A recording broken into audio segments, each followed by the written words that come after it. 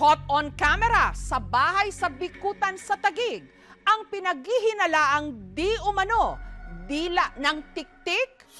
Halos umurong ang dila sa kapa ni Bernard. Sa nangyari sa kapatid niyang si Christine, hindi nila mga tunay na pangalan. Ang 3 buwang buntis kasi na si Christine, nakunan. Nagkaroon siya ng blood spotting. Sobra-sobra na yung bleeding. Yung buong family is devastated because of what happened. Habang naghihinagpis ang buo nilang pamilya, pinamamahayan din si Bernard ng pangamba. Malakas kasi ang kanyang hinala na ang kanyang kapatid hindi lang basta nakunan.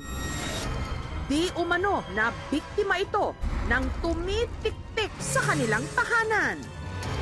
Parang manipis na dila. I was not sure if insect lang o buntot ng daga. Sinend ko siya sa GC ng families. Yung mother ko yung naghaka-haka. Ala, baka tik-tik yan. Tik-tik? In the city?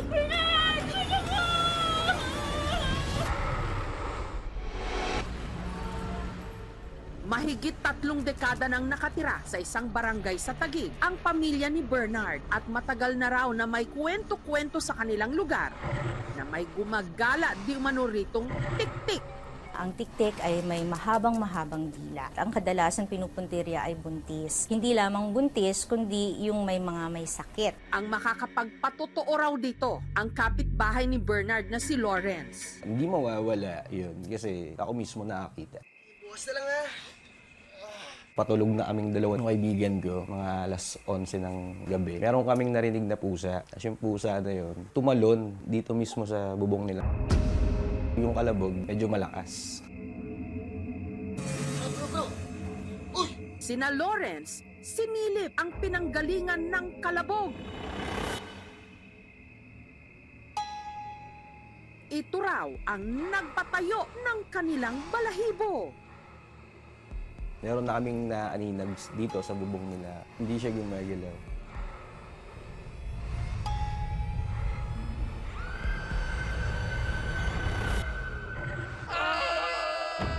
Basta yung ulo niya, nandito sa pagitan ng tuhod niya.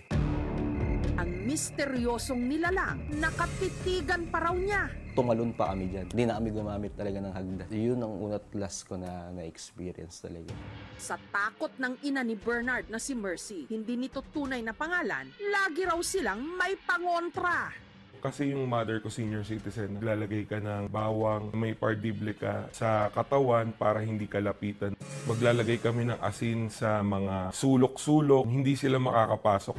Pero tila hindi raw ito tumalab nung ipinagbuntis daw kasi ni Christine ang kanyang panganay, ang sanggol sa kanyang sinapupunan. Di umano, tinarget din daw ng tiktik.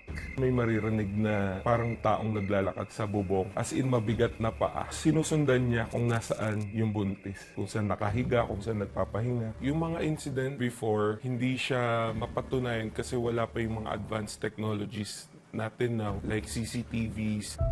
Ligtas mang nailuwal ni Christine ang kanyang anak, tila hindi pa rin daw siya tinantanan nito.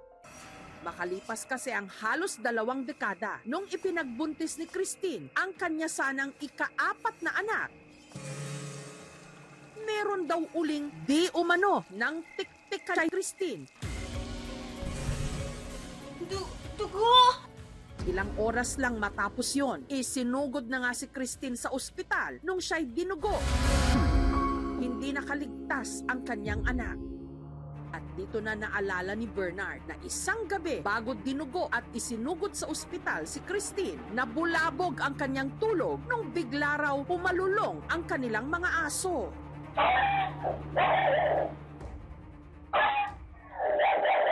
Noong 3 a.m., nag-ingay sila ng sobra.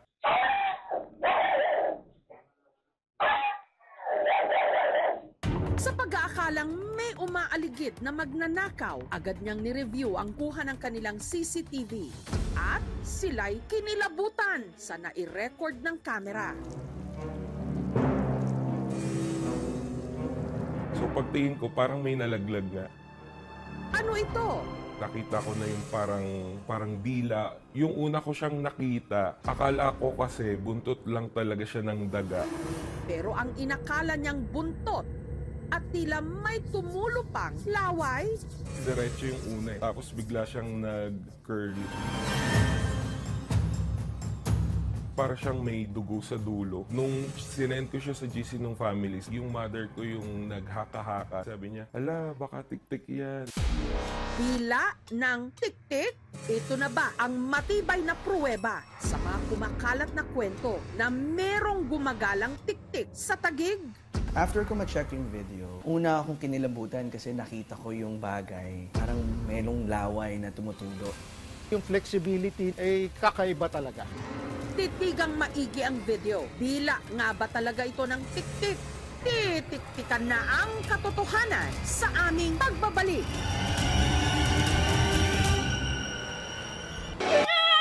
Tatlong buwan nang buntis si Christine nung siya'y nakunan. Nagkaroon siya ng blood spotting. Sobra-sobra na yung bleeding. Yung buong family is devastated because of what happened.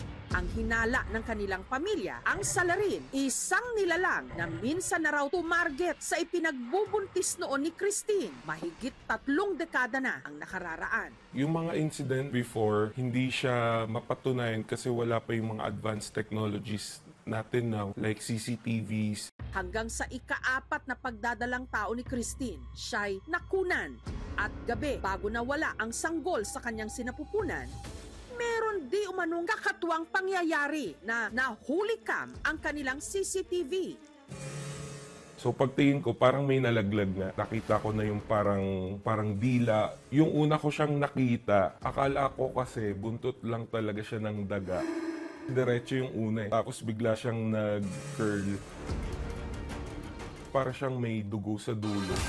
Naalala ni Bernard ang matagal nang kinatatakutan sa kanilang barangay na may gumagala raw doong tik-tik. At kung nagkataon, sa kauna-unahang pagkakataon, nahuli cam nga ba ang hinihinala nilang dila ng tik-tik? Kinaumagahan matapos nila itong ma-videohan, bigla na ngang sumama ang pakiramdam ng kanyang ate Christine. Nung sinend ko siya sa GC ng families, yung mother ko yung naghaka-haka. Ala, baka tik-tik yan. Para mabigyang linaw kung ano nga ba itong na-videohan, ipinasuri namin sa eksperto. Una akong kinilabutan kasi nakita ko yung bagay. Parang merong laway na tumutulo. Pero nung sinuri ko ulit yung video on the 23rd second, may tumulong ulan or tulong tubig mula dun sa ibabaw ng video. Maulan ng mga panahon na to. So matotal, malaking posibilidad na basang-basa lang yung bagay na yun. Nagkaroon siya ng reflection sa ilaw, kaya siya nagkaroon ng itsurang laway. Kung ang veterinarian na si Dr. Romulo Bernardo naman ang tatanungin, ang nahuli cam sa CCTV ni Bernard, hindi raw dila ng isang misteryosong nilalang, kundi isang bulate.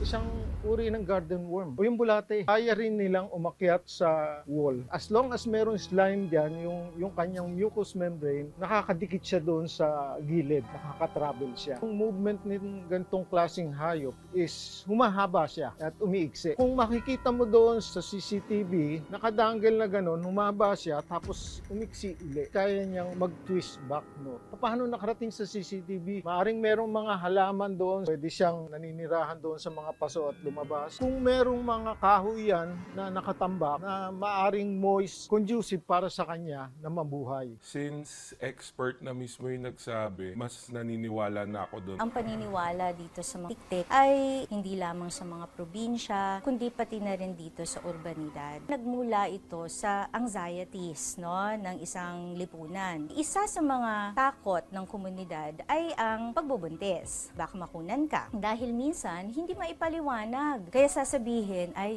tik-tik yan. Nagkakaroon ng problem yung genetic identity ng pasyente nung pagbubuntis, no? Kaya nakukunan yung isang pasyente. Marami ring other factors tulad ng infection, katulad din ng mga chronic diseases, saka mga other autoimmune diseases.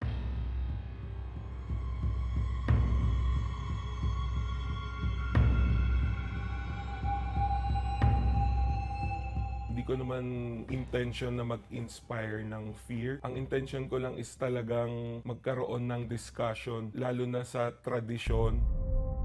Sa ating kasaysayan, dekada 50, sa utos daw ng isang CIA operative, isang rebelde ang pinatay na parang biktima ng aswang. Dahil dito, kumalat ang pangamba.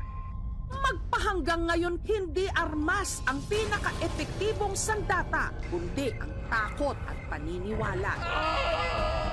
Nasa kadiliman, may kung ano-anong nililikha ang imahinasyon. Thank you for watching, mga kapuso. Kung nagustuhan niyo po ang videong ito, subscribe na sa GMA Public Affairs YouTube channel. And don't forget to hit the bell button for our latest updates.